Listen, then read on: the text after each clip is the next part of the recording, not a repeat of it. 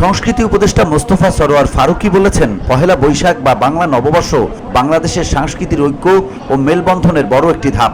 এটি শুধু বাঙালিরই নয়, বাংলাদেশে বাস করা অন্যান্য জাতিগোষ্ঠী চাকমা, মারমা, গারো সহ সবার উৎসব। সোমবার ঢাকা বিশ্ববিদ্যালয়ের চারুকলার আয়োজনে বর্ষবরণ আনন্দ শোভাযাত্রায় অংশ নিয়ে এসব কথা বলেন তিনি। সবচেয়ে বড়, সবচেয়ে অন্তর্ভুক্তিমূলক শুধু বাঙালির না, বাংলাদেশের সবার। উপদেষ্টা ফারুকী বলেন, দেশের সব জনগোষ্ঠী, সব ঐতিহ্য, সেই আকবর আমলের ঐতিহ্য, সুলতানি আমলের ঐতিহ্য, সবকিছুর মিশ্রণ এখানে দেখবেন। তবে টিপিক্যাল রাজনীতির কিছু এখানে নেই।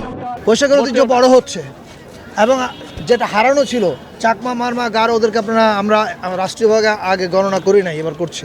সো হারাচ্ছে না, বাড়ছে।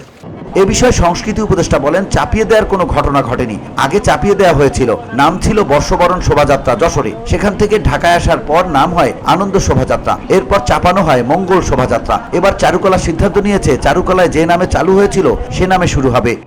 এটা শুধু বাঙালির উৎসব না, বাংলাদেশের প্রাণের উৎসব। ফলে বাংলাদেশ বললে আপনারা শুধু বাঙালিকে ভাবলে হবে না, সবাইকে ভাবতে হবে। তিনি আরো বলেন, অনেকদিন ধরে এটাকে আমরা বাঙালির প্রাণের উৎসব বানিয়ে রেখেছি, কিন্তু এটা বাংলাদেশের প্রাণের উৎসব। বাঙালি, চাকমা, মারমা, গারো সহ সব জাতিগোষ্ঠী বর্ষবরণ পালন করে, ফলে আমরা এটাকে বাংলাদেশের উৎসব হিসেবে পালন করা শুরু করলাম। VOD Bangla news desk.